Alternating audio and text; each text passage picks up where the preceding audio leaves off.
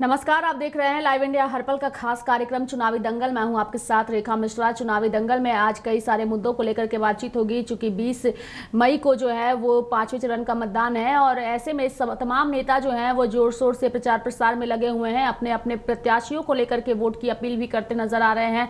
प्रधानमंत्री नरेंद्र मोदी हो या फिर विपक्ष के तमाम नेता हो, सभी ने अपना जो है वो रुख अख्तियार कर लिया है और लगातार जनसभाएं जो है वो की जा रही है।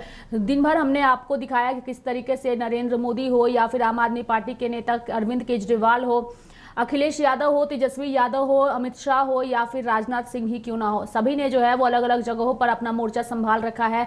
जनता से सीधे तौर पर मुखातिब होते नजर आ रहे हैं, जनसभा को संबोधित करते नजर आ रहे हैं। ऐसे में सभी की नजर जो है वो अब 5वें चरण के चुनाव पर टिकी हुई है। चूंकि उससे पहले कई सारे मुद्दे हैं जो इस वक्त काफी चर्चा में बने हुए हैं और सबसे बड़ा मुद्दा जो है वो प्रधानमंत्री नरेंद्र मोदी को लेकर के अरविंद केजरीवाल जो उठाते नजर आ रहे हैं, वो मुद्दा फिलहाल काफी चर्चा में बना हुआ है। चूंकि 75 साल के उम्र के लेकर के अरविंद केजरीवाल जिस तरीके से अपनी बातों को रखते नजर आ रहे हैं, उसके बाद से हर तरफ ये सवाल उठने लगे हैं कि क्या 75 के बाद नरेंद्र मोदी जो है वो प्रधानमंत्री, अगर इस चुनाव में उनकी जीत होती है पार्टी की, तो क्या वो प्रधानमंत्री के तौर पर अपने पद से इस्तीफा देकर किसी और को पीएम के पद पर बनाएंगे? ऐसे सवाल उठ रहे हैं। हालांकि अभी ये कहना थोड़ी जल्दबाजी इसलिए हो जाएगी क्योंकि अभी तक जो है वो रिजल्ट सामने नहीं आया है। 4 मई को नतीजे आएंगे और 4 मई के नतीजे आने के बाद 74 साल के नरेंद्र मोदी जब हो जाएंगे तो उसके बाद उनका क्या फैसला होगा, इसी को लेकर के जो है वो सभी की नजरें भी टिकी हुई रहेंगी। लेकिन फिलहाल अरविंद केजरीवाल जिस तरीके से प्रधानमंत्री नरेंद्र मोदी पर हमला बोलते नजर आ रहे हैं, उनके उम्र को लेकर के लगातार चीजों को याद दिलाते नजर आ रहे हैं, उसको लेकर के कई सवाल उठ रहे हैं। और यही कह रहे हैं अरविंद केजरीवाल कि प्रधानमंत्री नरेंद्र मोदी खुद के लिए नहीं बल्कि अमित शाह के लिए जो है वो आप लोगों से वोट मांग रहे हैं। चूंकि जब वो 74 साल के हो जाएंगे तो अपनी बनाई हुई नीति के मुताबिक वो पीएम पद से इस्तीफा दे देंगे।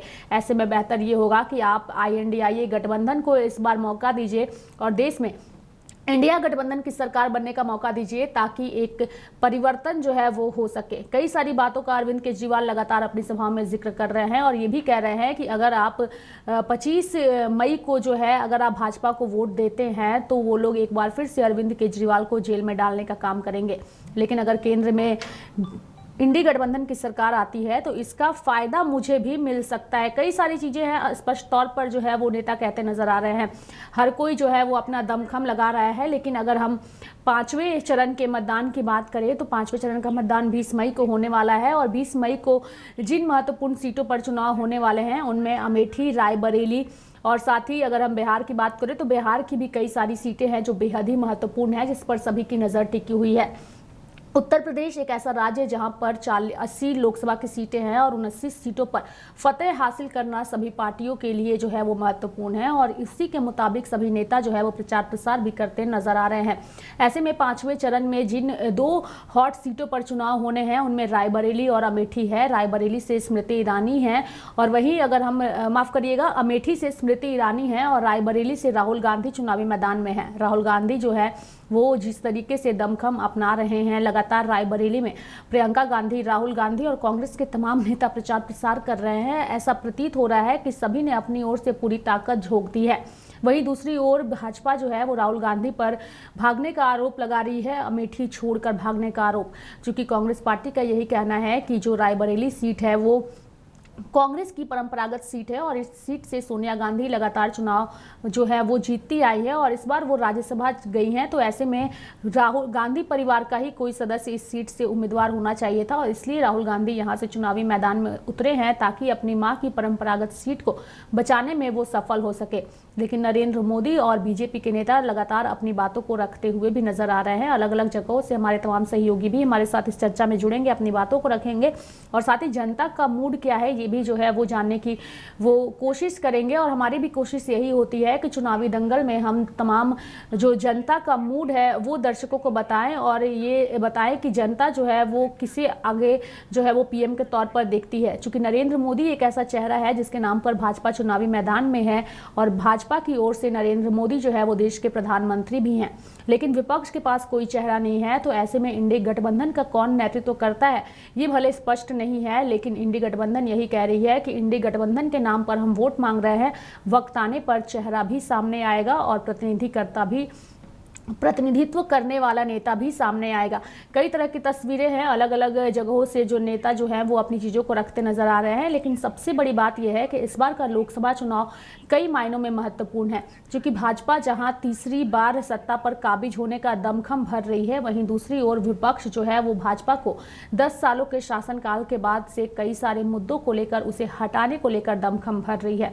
कई आरोप जो है वो विपक्ष की ओर से लगाए जा रहे हैं। उनका कहना है कि राष्ट्रीय स्तर पर भाजपा ने जिस तरीके से अपने आप को प्रूफ किया है, लेकिन बेरोजगारी, महंगाई को लेकर के भाजपा जो है उस पर भाजपा जो है वो बातों को नहीं रखती है। भाजपा राष्ट्रीय स्तर पर उसने अपनी बातों को तो रखा है, लेकिन भ्रष्टाचार की बात भाजपा कहती है।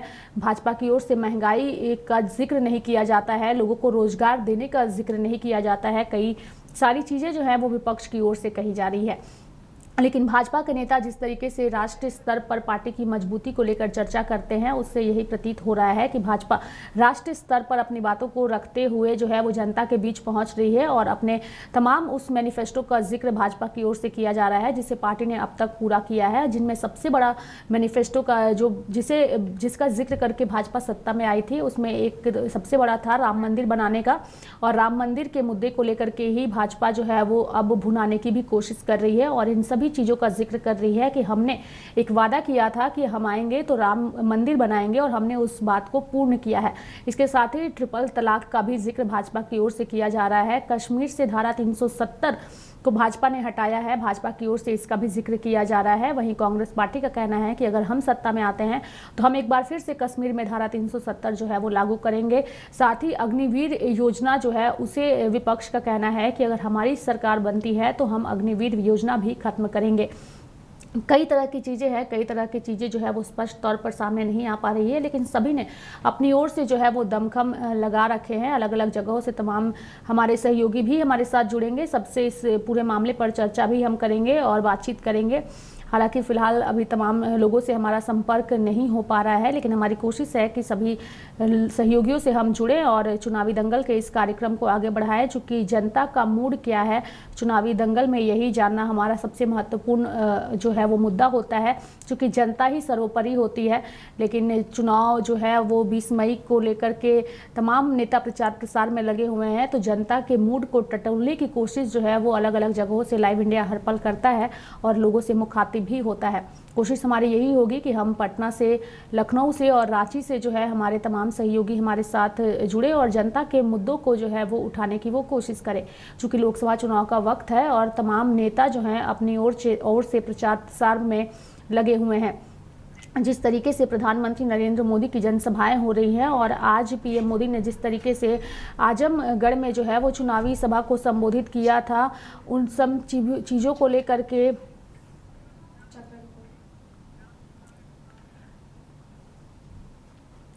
हमारे साथ हमारे सहयोगी श्याम सुंदर जो है वो सिवान से जुड़ चुके हैं, सीधे उनका रुख करेंगे। श्याम सुंदर, अगर हम देखें 5वें चरण के चुनाव को और जिस तरीके से धुआंधार रैलियां नेताओं की ओर से की जा रही है, इन रैलियों को लेकर आप क्या कुछ सोचते हैं और कैसे देखते हैं? श्याम सुंदर।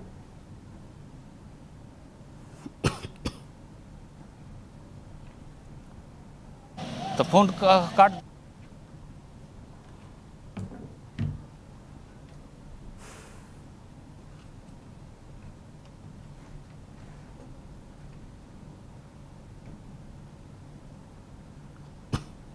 तो हमारे सहयोगी श्याम सुंदर से हमारा संपर्क नहीं हो पा रहा है, हम फिर कोशिश करेंगे उनसे जुड़ने की। लेकिन दर्शकों को मैं बता दूं कि बिहार की राजनीति हो, उत्तर प्रदेश की राजनीति हो या देश की राजनीति क्यों ना हो, फिलहाल सबकी नज़र जो है वो लोकसभा चुनाव को लेकर के प्रधानमंत्री नरेंद्र मोदी के उन तमाम चीज़ों पर जुड़ी हुई है जिसका जिक्र पीएम मोदी लगातार अपने भाषणों में करते आए हैं। अरविंद केजरीवाल जिन मुद्दों का जिक्र कर रहे हैं उसके बाद से देश की राजनीति जो है वो एक अलग मोड़ पर नजर आ रही है। कई तरह के सवाल उठ रहे हैं। जिस तरीके से अरविंद केजरीवाल सीधे तौर पर यह कह रहे हैं कि अगर इस बार नरेंद्र मोदी जीत करके सत्ता में आते हैं तो उत्तर प्रदेश के मुख्यमंत्री योगी आदित्यनाथ की राजनीति जो है वो खत्म हो जाएगी। कई तरह की चीज़ें हैं, कई तरह की बातें हैं तमाम नेताओं की ओर से कही जा रही है। हालांकि अब तक अरविंद केजरीवाल की ओर से उठाए गए इन सारे सवालों को अब भाजपा की ओर से कोई जवाब नहीं आया है। नरेंद्र मोदी जहां तमाम नेताओं की बातों को सुनकर जनसभा में उन चीज़ों को रखते नजर आते हैं, वहीं अरविंद केजरीवाल के इन बड़े आरोपों का अब तक उन्होंने जवाब नहीं दिया है। अरविंद केजरीवाल ने सिर्फ इन्हीं बातों का जिक्र नहीं किया है। अरविंद केजरीवाल ने और भी कई सारी बातों का जिक्र किया है, जिसको लेकर आगे भी हम दर्शकों से उसको लेकर के रूबरू होंगे। लेकिन फिलहाल हमारे सहयोगी इकबाल बोकारो से जुड़ चुके हैं, सीधे इकबाल का रुख करेंगे और उन्हीं से जानने की कोशिश करेंगे कि इकबाल, लोकसभा चुनाव को लेकर के क्षेत्र में किस तरीके का माहौल है, किस तरीके का उत्साह है वो नजर आ रहा है। इकबाल, कहाँ करे बस बैठलो ना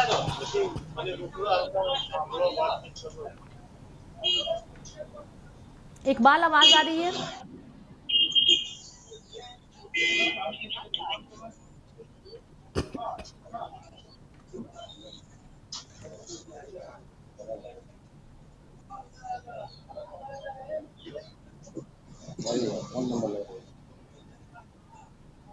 चलिए, तो इकबाल से संपर्क नहीं हो पा रहा है। हमारे साथ इस वक्त लाइव इंडिया हर्पल के कार्यालय में खास मेहमान हैं, डॉक्टर अनुज हैं और वो जुड़े हुए हैं। चूंकि लोकसभा चुनाव में सभी के ओपिनियंस जो है वो इम्पॉर्टेंट होते हैं, चाहे वो डॉक्टर्स हो, लॉयर्स हो या फिर आम इंसान ही क्यों ना हो। चूंकि हमारी ओर से चुनी हुई सरकार ही देश में और राज्य में जो है वो बनती है। तो ऐसे में लाइव इंडिया हर्पल के कार्यालय पहुंचे डॉक्टर अनुज से हम जानना चाहेंगे कि इस बार के लोकसभा चुनाव को वो कैसे देखते हैं देश के नागरिक होने के नाते। डॉक्टर अनुज, अगर आपको मेरी आवाज आ रही है तो मेरा सवाल ये है कि लोकसभा चुनाव का वक्त है देश में और एक आम जनता होने के नाते आप इस चुनाव को कैसे देखते हैं? डॉक्टर अनुज। का महापर्व है और एक चीज से इसमें रिफ्लेक्ट करने की बात है, ये है जो परसेंटेज है उसकी जो उसको लगातार गिरावट है वो एक विचारणीय प्रश्न है। तो इससे कैसे इम्प्रूव किया जाए? ये एक तरह का ऐसा पर्व है जहाँ पे देश के हर सिस्टम में हर एक नागरिक की भागीदारी है वो तय होती है। तो ये बहुत जरूरी है कि हम सब इसे जो है एक तरीके से अपना एक भले ये फंडामेंटल ड्यूटी नहीं है हमारा, लेकिन इसे एक मौलिक कर्तव्य की तरह ही हम देखें और वोट देने निकले, वो बहुत जरूरी है।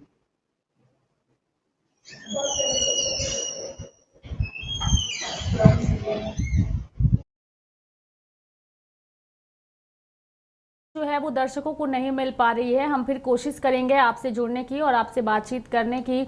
हमारे साथ रांची की सड़कों पर इस वक्त हमारी सहयोगी प्रियंका मौजूद हैं। हम प्रियंका के पास जाएंगे। प्रियंका, लोकसभा चुनाव को लेकर के फिलहाल आप जहां मौजूद हैं वहां किस तरीके का माहौल नजर आ रहा है? जनता के क्या मुद्दे हैं, उनका मूड क्या है, जानने की कोशिश करिए प्रियंका। जी हाँ रेखा, हम अभी रांची के सड़कों पे मौजूद है और हमारे आसपास कई लोग हैं और आज हम जानेंगे कि हमारे देश का अगला पीएम कौन होगा। तो चलिए हम आगे चलते हैं, कई लोगों से हम बातचीत करेंगे। यहाँ पे सब्जी विक्रेता भी हैं और ठेले खोमचे भी लगे हुए हैं और यहाँ पे कई लोग मौजूद हैं जिनसे हम जानेंगे। आइए हम इनसे बातचीत करेंगे। आप हमारे देश के जो लोकसभा चुनाव है उनमें से आप किसे देखना चाहते हैं इस बार के चुनाव में? मोदी सरकार को। कांग्रेस को क्यों नहीं देखना चाहते हैं आप? नहीं, कांग्रेस को नहीं चाहिए। इस बार जो 400 पार का नारा है उसे लेकर आप क्या कहना चाहेंगे? 400 का पार का नारा है तो मोदी जी सरकार का ही नारा है। मोदी जी हाँ, उसके अलावा कोई नहीं आने वाले। मोदी जी के जितने कार्य हैं, आप उनके कौन से कार्य से ज्यादा प्रभावित हुए? हर चीज, जैसे कि क्या क्या? जैसे कि अभी जितना भी है, अभी मान के चलिए जो अभी अनाज का वितरण हो रहा है, हर किसी को तो गरीब को दिया जा रहा है। इतना कोरोना काल में भी जो है उस टाइम भी 5 की जगह में 10 केजी का अनाज किए थे वो सब चीज हमको अच्छा लगता है। ठीक है, धन्यवाद। आइए आगे हम और भी लोग से जानते हैं। इस बार लोकसभा चुनाव में आप सांसद के तौर पे, जैसे कि संजय सेठ और यशस्वी सहाय जी हैं, सांसद के रूप में आप किसे देखना चाहते हैं? मैं तो संजय सेठ को देखना चाहता हूँ। यशस्वी सहाय जी नए हैं और वे कांग्रेस के ये में लड़ रही हैं, आप किसे देखेंगे? हम तो संजय सेठ को ही देखें। और 400 पार का जो नारा है उसे लेकर आप क्या कहना चाहेंगे? वो तो सही है, 400 पार इस बार हो ही जाएगा। ठीक है, धन्यवाद। आइए आगे और भी लोग से जानेंगे। हमारे साथ चाचा मौजूद है। देश का अगला पीएम कैसा होना चाहिए? मोदी जैसा। मोदी जैसा होना चाहिए। आप राहुल गांधी जी को क्यों नहीं देखना चाहते पीएम के रूप में? लूट के तो पूरा भर लिया है, आप कितना लूटेगा? पूरा देश को खाली कर देगा वो तो। 2024 के चुनाव के जो मुद्दे हैं, 25 तारीख को वोट डाला जाएगा, उस पे आपका क्या कहना है? क्या करना है, उसमें तो मोदी के ही वोट ज्यादा गिरेगा। ठीक है, धन्यवाद। तो जैसा कि देख सकते हैं रांची की सड़कों पे जो चुनावी माहौल है वे ज्यादातर बीजेपी के समर्थन में ज्यादा जा रहा है वोट। और हम यहाँ और भी लोगों से जानेंगे। यहाँ पे गोलगप्पे वाले अंकल हैं, इनसे हम पूछेंगे। चाचा, इस बार जो लोकसभा चुनाव हो रहा है उसे आप पीएम के रूप में आप किसे देखना चाहते हैं? मोदी। मोदी को। आप राहुल गांधी जी को क्यों नहीं देखना चाहते हैं? विकास नहीं करता है वो। मोदी के टाइम में बहुत विकास हुआ है, इसलिए हम लोग अभी मोदी जी को वोट देंगे। जी हाँ, आप देख सकते हैं यहाँ पे चाचा जो है वो कह रहे हैं कि मोदी जी के कार्य से वे काफी ज्यादा प्रभावित हुए हैं और उनका कार्य बहुत अच्छा लगा। तो आगे हम और जानेंगे भैया से। इस बार 400 पार का जो नारा है उसे आप लेकर आप क्या कहेंगे? होगा 400 पार होगा। 400 पार होगा। हाँ। पीएम के रूप में आप किसे देखना चाहते हैं? जो हैं वही रहेंगे। अच्छा, जो है यही रहेंगे। राहुल गांधी को क्यों नहीं देखना चाहते? वो युवा बोलते हैं लेकिन है नहीं।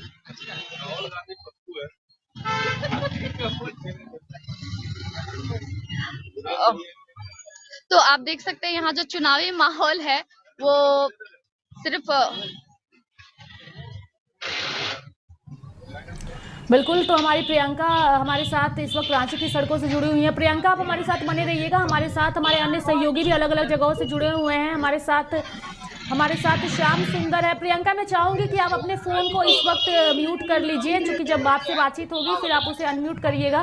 और हमारे साथ श्याम सुंदर जुड़े हुए हैं, उनसे बातचीत करेंगे। श्याम सुंदर जी, लोकसभा चुनाव का वक्त है। बिहार में जो है वो दमखम के साथ तमाम दिग्गज केंद्रीय नेता जो है वो पहुँच रहे हैं, यानी कि भाजपा के तमाम दिग्गजों का दबदबा जो है वो बिहार में नजर आ रहा है। और तेजस्वी यादव अकेले मुकेश सहनी के साथ मोर्चा संभाले हुए हैं। कैसे देखते हैं आप इसे?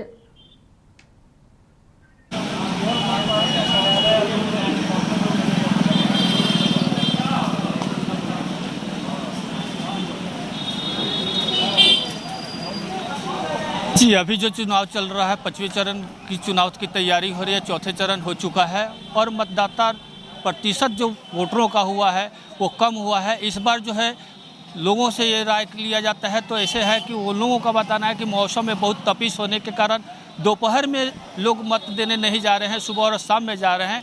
अभी चल रहे हैं, हमारे साथ कुछ लोग जुड़े हुए हैं और उनसे पूछते हैं कि इस लोकसभा चुनाव में कैसा देखते हैं। तो अभी जो लोकसभा चुनाव है महाराजगंज में हम करें, कैसा देखते हैं ये लोकसभा चुनाव? अब की बार के इस चरण में मतदाता जो उत्साहित है और बढ़ चढ़ के मतदान में हिस्सा लेंगे और मतदान प्रतिशत महाराजगंज का एकदम बढ़ेगा, इसमें कोई दो राय नहीं है।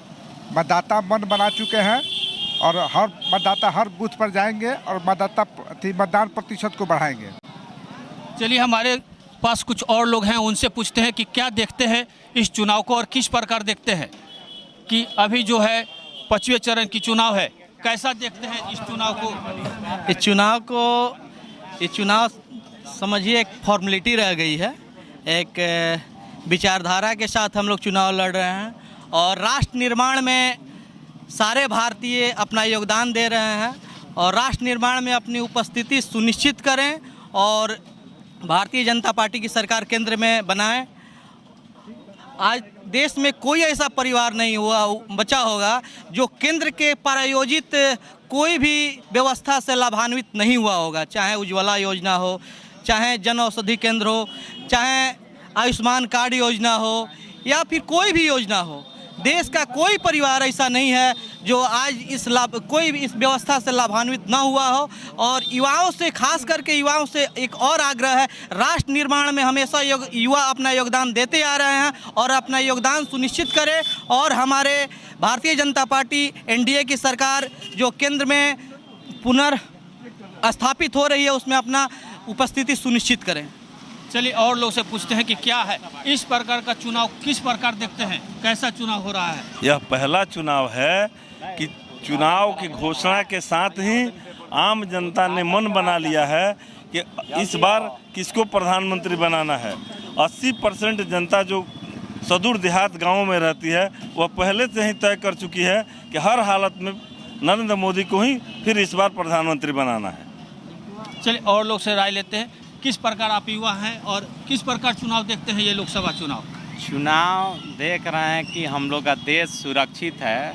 इससे बड़ी उपलब्धि मोदी जी की क्या हो सकती है। इसलिए मोदी जी का सरकार बनना चाहिए और यहाँ से भारतीय जनता पार्टी का भारी बहुमत से जीत होगा, हम लोग को पूर्ण विश्वास है। विपक्ष कह रहा है कि आप लोग मुद्दे की बात नहीं करते हैं, आप लोग राम मंदिर 370 का बात करते हैं और तेजस्वी कहते हैं कि हमने 17 महीने में जो 5 साल में नहीं हुआ, 17 साल में नहीं जो हुआ 17 महीने में हमने रोजगार दिया है। राम मंदिर तो बनना ही था, वो तो चल रहा था, कोर्ट का केस चल रहा था।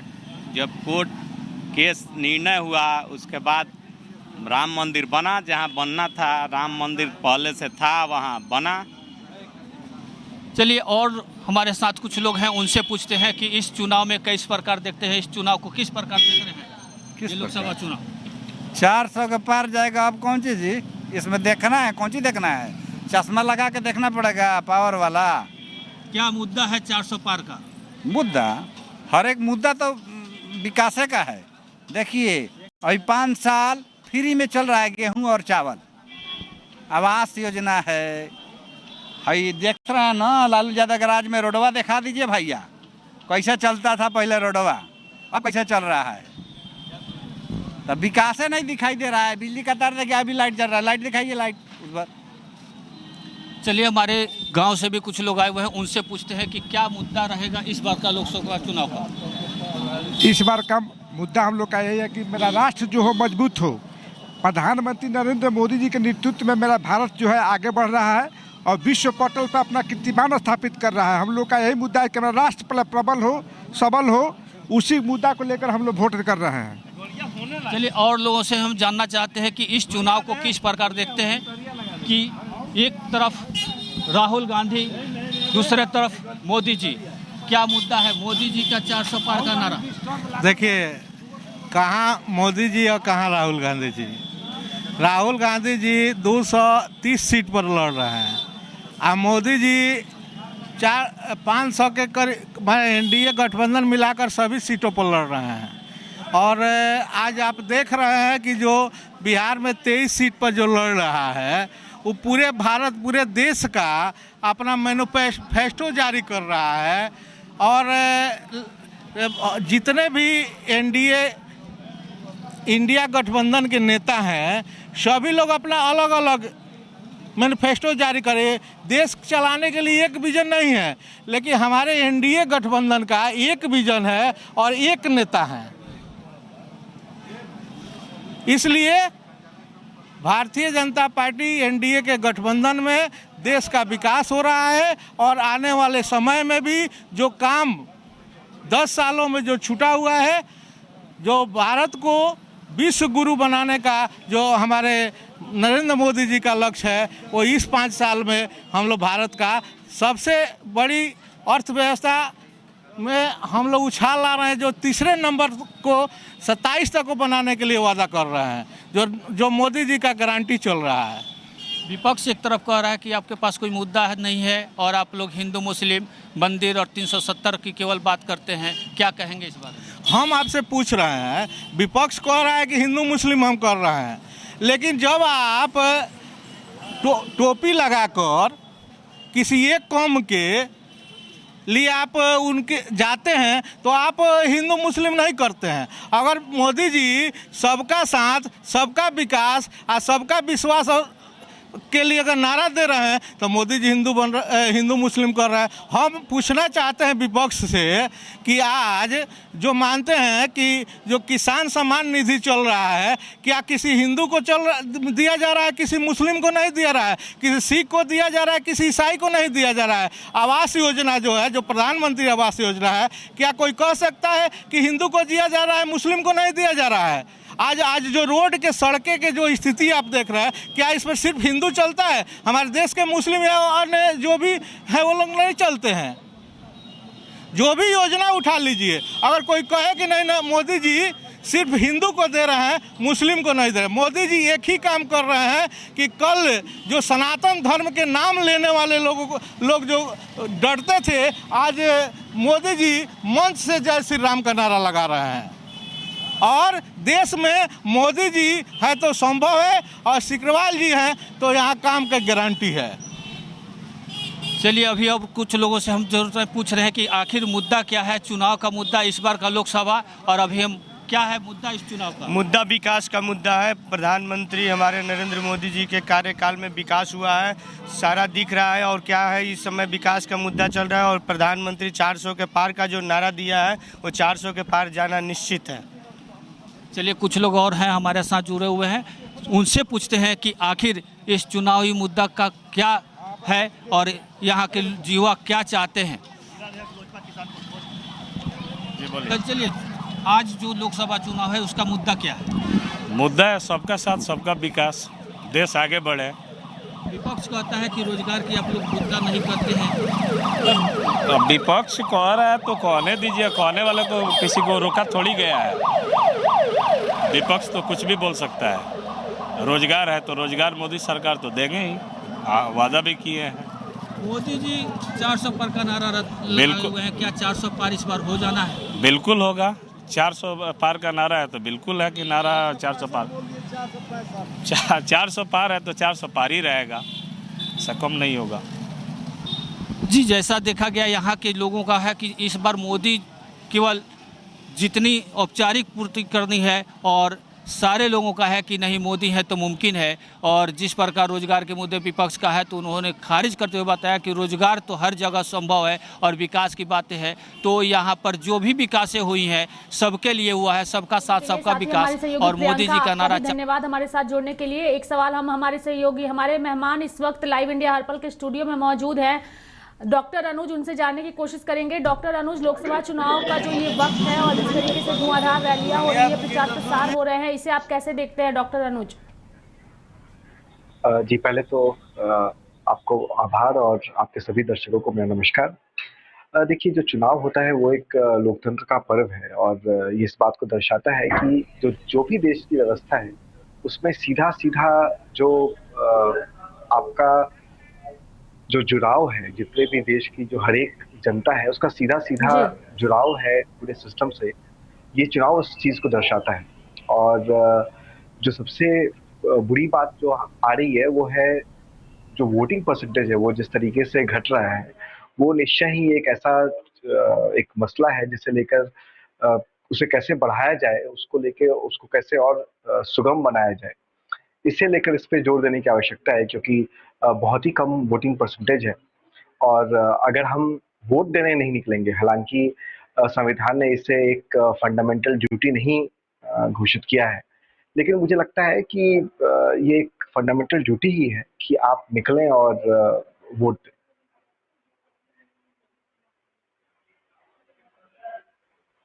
आपने सही कहा कि ये हमारा फंडामेंटल ड्यूटी है और कई तरह की बातें हैं। चूंकि अगर आप डॉक्टर अनुज झारखंड की बात करें और रांची की स्पेशली बात करें, चूंकि आप भी यहीं के रहने वाले हैं, रांची में आप आम नागरिक होने के नाते यहाँ के सांसद के तौर पर किसे देखते हैं, संजय सेठ या जो सुबोधकांत सहाय की बेटी है यशस्विनी सहाय? चूंकि इन दोनों के बीच कांटे की टक्कर जो है वो इस सीट पर नजर आ रही है। देखिए कांटे की टक्कर तो मैं नहीं कहूँगा क्योंकि जो संजय सेठ जी रहे हैं वो तो पिछले 5 सालों में काफ़ी कार्य हुए हैं, इस बात से कोई इनकार नहीं किया जा सकता है। और एक सांसद के तौर पे या किसी भी एक जनप्रतिनिधि के तौर पर जो 2-3 चीज़ें सबसे ज़रूरी हैं वो है कि एक आम जनता के लिए आपके सांसद कितनी आसानी से उपलब्ध है, पहली चीज़ तो ये है। दूसरी चीज़ तो ये है कि उनका एक आपराधिक रिकॉर्ड कैसा रहा है, और तीसरा चीज़ कि वो विकास कार्यों को लेकर कितना फोकस रहे हैं। तो इन तीनों चीज़ों को देखा जाए अगर तो मुझे नहीं लगता है कि संजय सेठ जी जो है वो काफ़ी इन तीनों चीज़ों पर काफ़ी खड़े उतरते हैं और विकास के कार्य भी काफ़ी हुए हैं, साथ ही साथ वो सुलभ भी काफ़ी रहे हैं, मतलब आप काफ़ी आसानी से जो है उनसे मुलाकात कर सकते हैं। तो खैर रांची में तो मैं नहीं कहूँगा कि कांटे की टक्कर है, यहाँ तो एक तरफा चुनाव है। चलिए, कांटे की टक्कर जो है वो आपके मुताबिक नजर नहीं आ रही है। बहुत बहुत धन्यवाद डॉक्टर अनुज हमारे साथ जुड़ने के लिए और अपनी बातों को रखने के लिए। तो चुनावी दंगल में हमारे साथ इस कार्यक्रम में मौजूद थे डॉक्टर अनुज, जिन्होंने अपनी बातों को रखा है। हमारे साथ इस वक्त सत्येंद्र जुड़े हुए हैं और हमारे सहयोगी इकबाल जुड़े हुए हैं। पहले इकबाल के पास जाएंगे और उनसे जानने की कोशिश करेंगे। इकबाल, बताइए इस वक्त आप कहाँ मौजूद हैं और लोकसभा चुनाव को लेकर के क्षेत्र में किस तरीके का माहौल है? इकबाल। जी मैम, मैं लाइव इंडिया से हर पल का खबर देता हूँ। बट ये है कि आज से दौरा स्टार्ट हुआ है, चुनावी दौरा स्टार्ट हुआ है। जो प्रचारी गाड़ी चलने वाली थी वो आज से चलना स्टार्ट हो गया है और जगह जगह गांव-गांव में दौरा भी चला हुआ है कांग्रेस का। और अभी हम यही दौरा जिस क्षेत्र में चला हुआ उसी क्षेत्र के कुछ आदमी से बात करेंगे। हम उसी बीच में आए हुए हैं, हमारे साथ में बैठे हुए हैं। आपका नाम क्या हुआ भाई साहब? मजबूल जी से मैं अभी जानना चाहूंगा, अभी आपके गांव में कांग्रेस के प्रत्याशी गए हुए थे, आप बताएं उनके विषय में क्या कहना चाहते हैं? उनके विषय में यही कहना है कि हम लोग तो विस्थापित गाँव है, अभी कोई तरक्की नहीं, गाँव भी विस्थापित है। धनबाद, झरिया, बोकारो जगह भी है, विस्थापित का दयनीय स्थिति है। कोई भी नेता जीतने के बाद भी कोई काम नहीं कर रहा है, वो अपने ही काम में इतने रहते हैं। हम लोग के यहाँ ना बिजली है, ना पानी का सुविधा है, कोई चीज की सुविधा नहीं। विस्थापित बेकार बैठे हुए हैं और आशा भरी नजरों से इनको देख रहे हैं कि अगर ये जीत जाएंगे तो कुछ होगा। किनको देख रहे हैं आशा भरी नजरों से? अनुपमा सिंह के बारे में हम लोग सोचे हुए हैं। अनुपमा सिंह के बारे में आप लोग सोचे हुए हैं जी। और उसके अगर वो कुर्सी बैठ जाते सबसे पहले क्या डिमांड चाहते हैं, क्या मांग चाहते हैं? काम होना चाहिए हम लोग को, जैसे ठेकेदारी में हो, चाहे सेल में हो, चाहे कहीं भी हो, हम लोग को रोजगार मिलना चाहिए। अभी हम लोग बिना रोजगार के घूम रहे हैं। जी मैम, आप देख लिए कि दौरा के दरमियान काफी आदमियों ने ये चीज बताया गया है कि उस समय भी दौरा के टाइम में भी लाइव इंडिया हर पल अपना कैच किया हुआ है इस बात को। दौरा के दरमियान जहाँ भी गए हुए हैं वो लोग, वो सभी कोई रोजगार और ये का बात करते हैं। अभी हमारे साथ में एक माशक का आदमी बैठे हुए, उनके विषय में मैं बात करना चाहूंगा।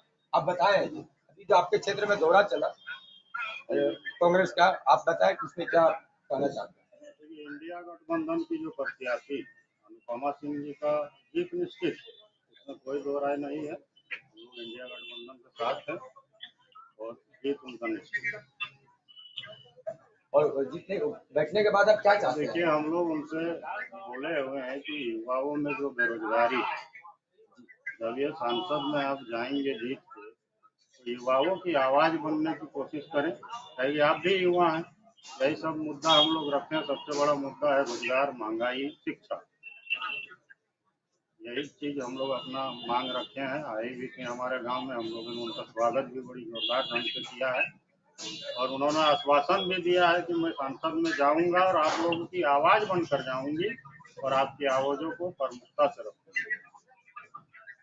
जी रेखा मैम, आप सुन सकते हैं बात को कि पब्लिक का क्या कहना है कि हम आपके आवाज बन के आएंगे। ये अनुपमा सिंह ने कहा कि हम आपके आवाज बन के आए हैं और आपके दर्द को हम बांटेंगे जरूर, और बांटने के बाद आपका हर दुख को हम आगे बढ़ाएंगे। ये कांग्रेस का वादा है, अनुपमा सिंह का वादा है। जी मैम। चलिए, बहुत बहुत धन्यवाद इकबाल हमारे साथ जुड़ने के लिए और अपनी बातों को रखने के लिए। हम बढ़ेंगे आगे और हमारे सहयोगी सत्येंद्र के पास चलेंगे जो इस वक्त लखनऊ में मौजूद हैं, उनसे जानने की कोशिश करेंगे। सत्येंद्र, लखनऊ की अगर हम बात करें तो लखनऊ का मुकाबला जो है वो बेहद दिलचस्प है। 5वें चरण के तहत लखनऊ में भी वोट डाले जाएंगे। राजनाथ सिंह यहाँ से चुनावी मैदान में है। कितना दिलचस्प ये मुकाबला होगा और क्षेत्र में चुनाव को लेकर किस तरीके का उत्साह और उमंग नजर आ रहा है? सत्येंद्र। बिल्कुल रेखा, उत्तर प्रदेश में भी जो है चुनाव संपन्न चुके हैं और 5वें चरण की तैयारी जारी है। इन जो 5 चरण में जो चुनाव होंगे यूपी की 14 लोकसभा सीटों पर होंगे, जिसमें से Mohanlalganj Lok Sabha seat, Lucknow Lok Sabha seat, Raebareli Lok Sabha seat, Amethi Lok Sabha seat, Jaunpur, Jhansi, Hamirpur, Banda, Fatehpur, Kaushambi, Barabanki, Faizabad, Kaiserganj और गोंडा लोकसभा सीटें हैं। उत्तर प्रदेश की इन सभी 14 लोकसभा सीटों पर 20 मई यानी 5वें चरण में मतदान है। 2019 की अगर हम बात करें तो 13 सीटों पर भारतीय जनता पार्टी जीती हुई थी और 1 सीट पर कांग्रेस यहाँ पर जीती थी। इस बार फिर से वही चीजें जो है भाजपा दोहराने की कोशिश कर रही है और ये पांचवें चरण में होने वाले 14 के 14 सीटों पर जो है अपनी जीत के लिए हुंकार भर रही है। वहीं दूसरी ओर विपक्ष इस दौरान कई सीटों पर जो है जीत के लिए अपनी लगातार कोशिश कर रहा है। हम इस वक्त लखनऊ में हैं और लखनऊ लोकसभा सीट पर रक्षा मंत्री राजनाथ सिंह और इंडिया गठबंधन के प्रत्याशी रविदास मल्होत्रा हैं। मोहनलालगंज लोकसभा सीट में कौशल किशोर और इंडिया गठबंधन के आर.के. चौधरी हैं। कई ऐसी लोकसभा सीटें हैं जहां पर कांटे की टक्कर देखी जा रही है और 2019 में बहुत कम मार्जिन से भारतीय जनता पार्टी को जीत हासिल मिली थी। फिर चाहे हम रायबरेली अमेठी की बात करें या फिर हम मोहनलालगंज की, ऐसी कई लोकसभा सीटें हैं जहां पर भारतीय जनता पार्टी को 19 में जीत बहुत कम मार्जिन से मिली थी। हमारे साथ कई लोग यहाँ पर मौजूद हैं, हम उनसे भी जीत का समीकरण जानने की कोशिश करेंगे और 19 के समीकरण के हिसाब से 24 के जो समीकरण हैं वो क्या रहेंगे। राय साहब, क्या लग रहा है, जिन 14 लोकसभा सीटों पर चुनाव होना है, 13 लोकसभा सीट पे भाजपा थी और 1 सीट पर कांग्रेस थी, क्या कांग्रेस कुछ बढ़ा पाएगी इस बार? देखिए, ये अवध क्षेत्र है। अवध को ये मान लिया जाता था कि अवध में भारतीय जनता पार्टी का जो है एक अलग आभा और एक अलग दबदबा था। लेकिन 2019 से 2024 का कंपैरिजन करें तो हम ये मानते हैं कि 2019 में जो विधा थी, जो इनका सिस्टम था, जो इनका जो लड़ने का तरीका, इनका जो है चुनावी तरीका एक अलग अपना स्थान बनाए हुआ था। लेकिन अवध में जो भारतीय जनता पार्टी का अगर ये 14 सीटों का मूल्यांकन कर ले तो 19 वाली स्थिति नहीं है। उस वक्त ये था कि मोदी की लोकप्रियता जो है एक ऊंची स्तर पर थी। आज कहीं मोदी के नाम पर, मोदी का नाम आता था तो समाज के अच्छे अच्छे लोग सहम जाते थे कुछ कहने से, टिप्पणी करने से, लेकिन आज वो नहीं है। आज मोदी के नाम पर लोग विरोध करने वाले हैं, वो कमरा से लेकर के सड़क पर विरोध कर रहे हैं। तो हम समझते हैं कि अगर 19 से या 24 का हम कंपैरिजन करते हैं तो इंडिया गठबंधन इस मध्य जोन में एक अलग अपना छाप छोड़ेगी।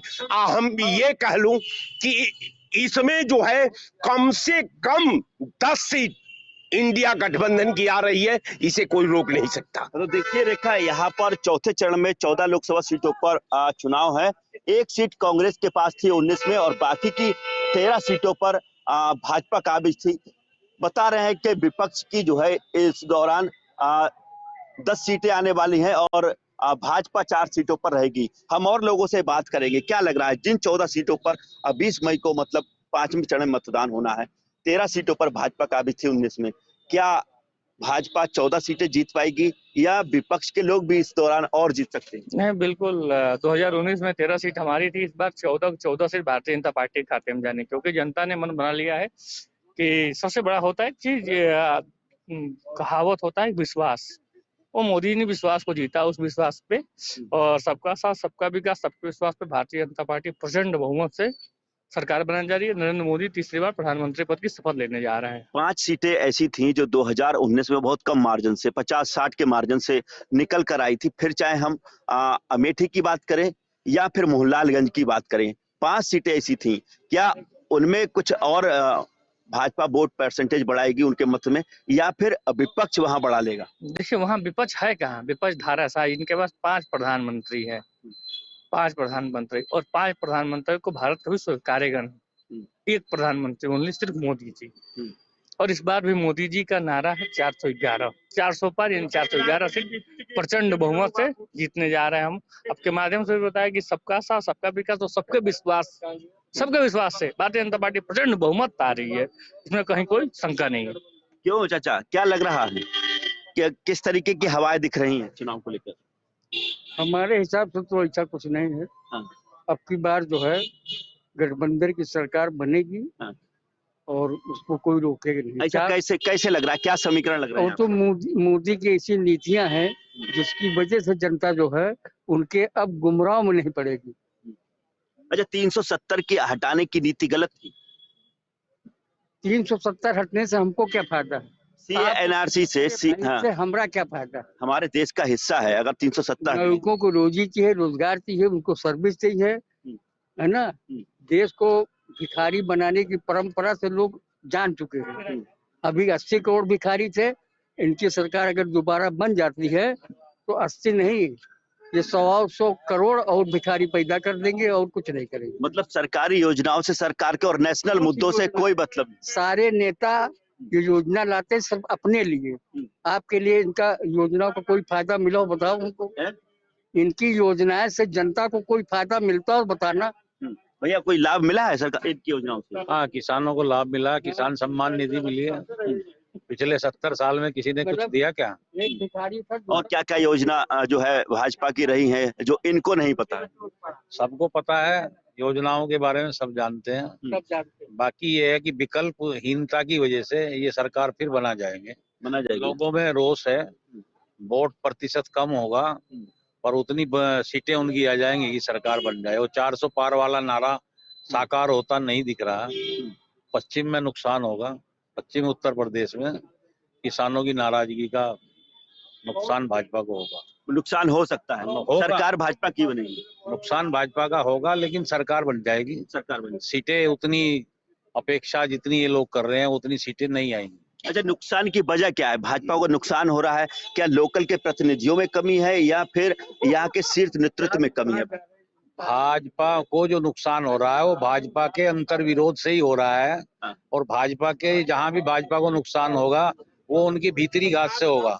भाजपा के ही जो पुराने कुछ नेता हैं, टिकट ना मिलने की वजह से, अंतर विरोध के कारण जहाँ भी भाजपा को नुकसान होगा वो सीटें हारेंगी।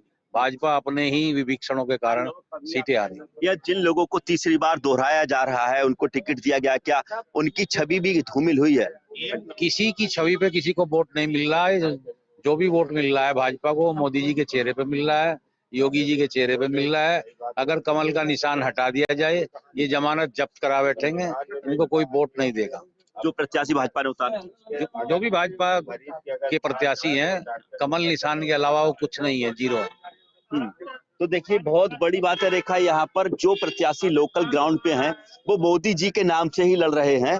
और अगर कमल का निशान हटा दिया जाए तो उनका खुद का अस्तित्व कुछ नहीं है, उनको मतदाता मतदान नहीं करेंगे। क्या क्या लग रहा है? ये लग रहा है कि अब की बार सरकार भाजपा की नहीं बनेगी। इसलिए नहीं बनेगी क्योंकि तीसरी बार इन्होंने जो टिकट दिया है, आज तक सांसद एक जिले में कम से कम 5 से 6 हजार गाँव होते हैं, कभी 1000 गांव के खाली सांसद का नाम बता दे। जब सांसद काम ही नहीं करेगा तो मोदी जी थोड़ी क्षेत्र में जाएंगे काम करने के लिए। इसीलिए बहुत नाराजगी वोट देना ठीक नहीं है। मोदी की छवि से कोई शिकायत है? मोदी की छवि क्या है इनका? ये तो इनकी छवि क्या, सबसे पहले बोले थे हम 70 वालों को टिकट ही नहीं देंगे। तो जब टिकट ही देना था तो आपको बोलना क्या जरूरी था? और रही बात, जब आपकी गारंटी है तो सारे सांसद को हटा के डायरेक्ट चुनाव लड़ लो। मतलब इन सारी चीजों से जो है फर्क देखने को मिलेगा। फर्क, बहुत फर्क दिखेगा। ये तो सामने आएगा कितनी सीटें मिलेगी नहीं मिलेगी। खाली 143 सीट पे सिमटेंगे बस। ये तो केजरीवाल कह रहे हैं। केजरीवाल ने हकीकत कह रहे हैं केजरीवाल। क्योंकि आप बताइए, 400 पार का नारा है, आप मीडिया वाले हैं। 12 ऐसे राज्यों थे जो दूसरे का खाता नहीं खुला था, तब ये 303 पे थे। तो हर राज्य से ये हार रहे, तो कैसे इनकी सरकार बनेगी आप बता दीजिए। सरकारी योजनाओं का कोई फायदा? सरकारी योजना क्या दे रहे हैं? जिसके पास खेत नहीं है उसको, जिसके पास जमीन है उसको किसान निधि दे रहे हैं, और जिसके पास जमीन नहीं है तो उसको तो गरीब निधि देना चाहिए। सही बात है, बहुत बढ़िया। क्यों भैया, क्या लग रहा है, क्या सरकारी योजनाओं का लाभ मोदी जी की मिल रहा है? क्या मतदाता उससे दोबारा खुश? कुछ तो लाभ मिल रहा है और ज्यादा लाभ नहीं मिल रहा है। ज्यादा लाभ नहीं मिल रहा है, क्या वजह है लाभ न मिलने की? ये मोदी सरकार की जो योजनाएं हैं वो पूरी तरह से प्रचार उसका नहीं हो रहा है। प्रचार नहीं हो रहा। सरकार जो प्रचार करे उस योजनाओं का, जो जमीन तक पहुंचे उसकी प्रचार, तो लाभ मिले। जब प्रचार ही नहीं होगा उसका तो लाभ क्या मिलेगा? मतलब योजनाएं बहुत हैं, डायरेक्ट जो लोग हैं उन तक वो योजनाओं का प्रचार नहीं हो पा रहा है। डायरेक्ट नहीं हो रहा है। अच्छा, बहुत कम हो रहा है। मोदी की नीतियों को लेकर क्या कहेंगे? नीतियां मोदी की कुछ फेवर में है, कुछ नहीं फेवर में है। ये तो सब राज काज है, ये सब चलता रहता है। फिलहाल जैसे नेशनल मुद्दों पर बात करें, चाहे 370 हटाने की बात करें, सी एनआरसी को लेकर करें, क्या इससे लग रहा है कि देश हित में कोई काम किया मोदी ने? देश हित में ज्यादा हित में नहीं किया है, कुछ परसेंट है, मगर जो फुल आप सोचे फुल अगर हित में किया है तो फुल हित में नहीं है। सरकार बन रही है? सरकार तो अभी नहीं बता सकते बन रही कि नहीं बन रही, तो 4 जून के बाद पता चलेगा किसी वो को। तो सबको पता चल जाएगा, लेकिन लग क्या रहा है? कुछ माहौल को दिख रहा है? माहौल अभी तो कुछ नहीं बता सकते। कुछ नहीं बता सकते। लखनऊ का माहौल क्या है? लखनऊ तो लड़ाई चल रही है। लड़ाई चल रही है? किसकी चल रही है? मोहनलाल नेहरू। वो तो सपा भाजपा की चल रही है। क्यों चाचा, सरकारी योजनाओं का भाई कुछ लाभ मिल रहा है आपके इधर? क्यों नहीं मिल रहा है? नहीं मिल रहा है? क्या नाम है आपका? है राजकुमार। राजकुमार। कहाँ रहते हो? लखनऊ में। लखनऊ में रहते हो? किस साइड? पूरब साइड। पूरब में। सरकारी योजनाओं का जैसे आवास है, शौचालय है, सम्मान निधि है, किसानों के लिए जो तमाम की जा रही हैं, क्या उनका कोई लाभ नहीं मिला? कुछ नहीं मिला। कुछ नहीं मिला। घर परिवार में कोई है? सभी कोई। तब फिर को नहीं मिला? संपन्न है या गरीब है? गरीब है। गरीब। तो अप्लाई किए थे कभी? जब मिलते ही नहीं है तो अप्लाई करने से क्या फायदा? तो कोई शिकायत है आपको सरकार से? सरकार से शिकायत है कुछ? क्या है शिकायत? इनके राज में तो सब कुछ सही चल रहा है। क्यों भैया, क्या लग रहा है? हमको तो नहीं लगता है कि सरकार आपकी बनेगी, क्योंकि गरीब, अब सोचिए इतना मोदी जी इतनी बड़ी बड़ी योजनाएं चला रहे हैं और ये कह रहा है आपके सामने ही कि हमको कुछ नहीं मिला। हाँ, तो कम से कम ये अनपढ़ गंवार है, नहीं इसको पता है तो जो सभासद है, जो विधायक है, जो उनके प्रतिनिधि हैं, जो क्षेत्र को डील कर रहे हैं, उनको तो कम से कम सोचना चाहिए कि हमारे गरीब की जनता है, ये अनपढ़ है, गंवार है, इसको कोई योजना नहीं मिल रही तो क्यों नहीं मिल रही है? आखिर उनको देना चाहिए ना, योजनाएं वहां तक पहुंचनी चाहिए, तभी लाभ मिल पाएगा। और लोगों से बात कर लेंगे। क्यों भैया, कुछ लाभ मिल रहा है? भैया यहाँ लाभ वाभ आज तक हमका करीब कम से कम 30 साल तो इस लखनऊ में हो ही गया है। आज तक किसी नेता ने 10 रुपए नहीं दिया और ना किसी से मैंने मांगा है। अपना पेंटिंग का काम। सरकार कौन सी अच्छी लगी? सरकार तो इंदिरा गांधी से लेके अब तक हमका बहुत अच्छी लगी, मगर जनता को जब उनको राहत ही नहीं मिलेगी तो सरकार का क्या लेके चाटेंगे, क्या चाट रहे? क्यों भैया, क्या लग रहा है 2019 में जिन 14 लोकसभा सीटों पर 5वें चरण में चुनाव होने वाला है, उनमें 13 सीटों पर भाजपा थी और 1 पर कांग्रेस थी। क्या कांग्रेस बढ़ा रही है इस बार? कांग्रेस बढ़ा नहीं रही। कांग्रेस प्रचंड बहुमत की इंडिया गठबंधन की सरकार बनेगी केंद्र में। ये जहां आप 5वें चरण के, चौथे चरण की बात कर रहे हैं, 4 चरण का चुनाव हो चुका है और 20 तारीख को जहां आप खड़े राजधानी लखनऊ और आसपास के सीटों पे जो है चुनाव होना है। यहाँ पर पूरी तरीके से समाजवादी पार्टी और इंडिया गठबंधन भारतीय जनता पार्टी की आंख में आंख डाल करके चुनाव लड़ रही है, क्योंकि बहुत मजबूती के साथ में। और जो आप 13 सीटों की बात कर रहे हैं, तो 13 सीटों में कम से कम 10 सीटें इंडिया गठबंधन जीत रहा है। अच्छा, 10 सीटें इसमें? 10 सीटें, क्योंकि पिछले 19 में तो 13 के 13 जीते थे, लेकिन इस चौथे चरण में समाजवादी पार्टी और इंडिया गठबंधन 10 सीटें, 13 में 10 सीटें जीत रही है। भाजपा तो 400 पार जीत रही है, इंडिया गठबंधन कितने जीत रहे हैं? भारतीय जनता पार्टी 400 पार नहीं हो रही है, वो 400 हार रही है। समझ रहे हैं? वो 400 पार नहीं हो रही, वो 400 हार रही है। भारतीय जनता पार्टी सिर्फ देश के अंदर झूठ प्रोपगंडा फैलाने के अलावा दूसरा कोई काम नहीं है। भारतीय जनता पार्टी से ज्यादा देश के अंदर आज तक कोई दूसरा झूठा पार्टी नहीं हुई। क्योंकि इन्होंने कहा था 2014 में देश के प्रधानमंत्री नरेंद्र मोदी जी ने कि हम सरकार बनाएंगे तो 1 साल में 2 करोड़ लोगों को रोजगार देंगे। कहाँ चले गए? 15 लाख रुपए प्रति व्यक्ति खाते में कहा था देने के लिए, कहाँ चले गए?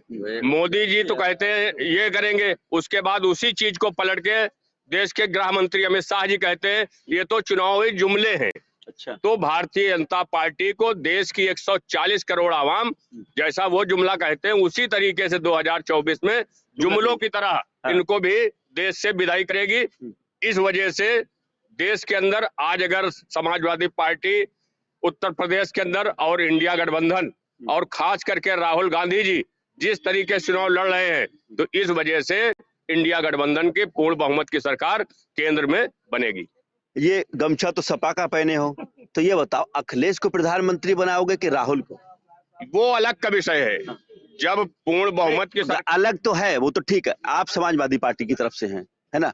ऐसे में अखिलेश को प्रधानमंत्री अच्छा वो समझेंगे अखिलेश को? हमने क्या कहा अभी आपसे, वो समय आने पे जिसकी जो संख्या जैसी होगी उस हिसाब से वहां चयन कर लिया जाएगा। भारतीय जनता पार्टी की तरह वहां एक नहीं है, वहां पर तमाम लोग प्रधानमंत्री बनने के लिए है। भारतीय जनता पार्टी में सिर्फ एक मोदी जी, इसके अलावा उनका चेहरा साफ है। चेहरा साफ होता तो फिर क्या दिक्कत थी? नहीं, प्रधानमंत्री का चेहरा तो साफ वही अकेले है, भारतीय जनता पार्टी में वही अकेले है, दूसरा कोई नहीं है। यहाँ तमाम लोग हैं, जितने लोगों का गठबंधन है, इंडिया गठबंधन, उसमें तमाम प्रधानमंत्री बनने मिल के 5 साल काटेंगे। बिल्कुल बिल्कुल। जब बनेगी सरकार इंडिया गठबंधन की, तो पूरी तरीके से, अभी राहुल गांधी जी ने जिस दिन से अपना मैनिफेस्टो जारी किया है उसी दिन से भारतीय जनता पार्टी की नींद उड़ गई पूरी तरीके से। जहां उन्होंने कहा कि महिलाओं को 1 लाख रुपया सालाना देंगे, समझ रहे हैं, 30 लाख जो सेंट्रल में नौकरी खाली पड़ी है उनको भरने का काम करेंगे। मोदी जी तो मंदिर, मस्जिद, भारत पाकिस्तान, मंगलसूत्र, इन पे उतारू हो गए। जब इनके पास कोई मुद्दा नहीं बचा है तो अब यही पे आ गए हैं। तो इस वजह से देश के अंदर 2024 में कोई ताकत लगा ले भारतीय जनता पार्टी, ये केंद्र में सरकार नहीं बना पाएंगे। इंडिया गठबंधन के अलावा कोई दूसरी सरकार नहीं बनेगी। और लोगों से हम बात कर लेते हैं। भैया, क्या लग रहा है, चुनाव का माहौल है क्या, लखनऊ का क्या? इधर माहौल क्या है, जो है भारतीय जनता पार्टी सरकार बना रही है, भारतीय जनता पार्टी चुनाव जीत रही है, और लखनऊ की तो बातें नहीं करना चाहिए। यहाँ तो रक्षा मंत्री जी जो है, ये तो बीजेपी की सीटें हैं। और जगह की बात करें, जैसे आप रायबरेली की बात की है, अमेठी की बात की है, तो रायबरेली की एक सीट जो है कांग्रेस के पक्ष में राहुल गांधी वाली जा रही है। अच्छा, और बाराबंकी वाली? 12 की सब बीजेपी के खाते में है, सब बीजेपी। तीसरी बार भारतीय जनता पार्टी सरकार बनाने जा रही है, और भारत के प्रधानमंत्री नरेंद्र मोदी जी होंगे तीसरी बार। और रायबरेली पा रही है कांग्रेस? एक सीट जो है कांग्रेस के पक्ष में राहुल गांधी जी की में जा रही है, एक सीट रायबरेली। और सपा कुछ पा रही है? सपा तो खत्म हो गई है, जो है सपा के साथ खुद अखिलेश यादव चुनाव कन्नौज से हार रहे हैं, बिल्कुल हार रहे हैं। अच्छा, क्या समीकरण है उनकी हार के? ब्राह्मण बेल्ट है, 3 विधानसभा, गोसाईगंज, तिरवा, छिबरामऊ, तीनों विधानसभा में ब्राह्मण ज्यादा है। और वहाँ पर कहना है कि सपा का गढ़ तो है, सपा गढ़ कभी नहीं रहा हो, कभी नहीं। इसके बाद ब्राह्मणों का गढ़ रहा है। मुलायम सिंह यादव नेताजी की बात दूसरी थी, इनकी बात दूसरी है। इन्होंने मैनपुरी में महाराणा प्रताप की मूर्ति को तोड़वा करके वहाँ पर कहना है कि उस पेशाब करवाए। आप क्या चाहिए बताइए? क्या लग रहा है, ये लोग तमाम लोग कह रहे हैं कि इंडिया गठबंधन की सरकार बनने वाली है? कहीं नहीं, रायबरेली में कौन इटली के आके वोट दी? हाँ, रायबरेली में सोनिया गांधी इटली के रहे, और इटली के लोग 8 को ना दी। रायबरेली भी हरियाणा, पप्पू जी रायबरेली हार जाएगी। हाँ, राहुल। अच्छा, ये तनुज पुनिया की बात चल रही बाराबंकी से, सब हारेंगे महाराज, सब हारेंगे। हमारे रक्षा मंत्री जी देश में से रिकॉर्ड मतों से जीतने जा रहे हैं, माननीय राजनाथ सिंह जी। अच्छा, आज आए थे केजरीवाल, और केजरीवाल कह रहे थे कि अब योगी की सत्ता खतरे में है, अगर भाजपा जीती तो सबसे पहले योगी का नंबर है हटाने का, जैसे मुरली मनोहर जोशी, एडवाणी, मनोहर लाल खट्टर और तमाम कई लोगों को जो बदला, शिवराज चौहान, इन सबको बदला, ऐसे अब इनका नंबर। एक बात नहीं, अगर योगी केजरीवाल खत्म हो जाए सभी लोग खत्म हो जाएंगे, योगी जी नहीं खत्म होंगे। नहीं, योगी जी तो खत्म नहीं होंगे, मतलब भाजपा अपने चाहे, भाजपा कभी नहीं हटाएगी योगी जी को। योगी जी देश के ब्रांडेड नेता है, आगे भावी प्रधानमंत्री हैं, इन्हें कोई माइकल लाल नहीं हटाएगा, कोई भाजपा का नेता नहीं हटाएगा। प्रधानमंत्री के चेहरे की तरफ देख के, प्रधानमंत्री के चेहरे की नजर से देखा जाए तो योगी कितने सफल? ये आप पढ़े लिखे व्यक्ति हैं। सन 1947 में प्रथम देश आजाद हुआ, 1991 में प्रथम जो है पंचवर्षीय योजना लागू हुआ, सन 1992 में आम चुनाव हुआ। आज अब तक अगर कोई भी मुख्यमंत्री हो माइकल लाल, वो 5 साल पूरा करने के बाद दोबारा अगर शपथ लेने वाला है, वो योगी आदित्यनाथ, अजय सिंह भी, और कोई नहीं लिया। ठीक है, जैसे कुछ लोग कह रहे हैं कि योगी जी को प्रधानमंत्री बना दिया जाए, क्योंकि मोदी जी ने कहा था 75 साल बाद सरकार में नहीं रहेगा कोई भी ऐसा आदमी। अब 73 साल के मोदी जी हो चुके हैं, 2 साल बाद 75 साल क्रॉस कर जाएंगे। तो क्या लग रहा है ऐसे में अगर विकल्प रहा योगी जी का तो प्रधानमंत्री के चेहरे से देखते हैं? बिल्कुल बिल्कुल, योगी संत महात्मा योगी है, साधु संत सन्यासी, कोई धन की लालच है नहीं, सारा दुनिया उनको सब खत्म हो चुकी है। मोदी के बाद योगी जी ही प्रधानमंत्री है।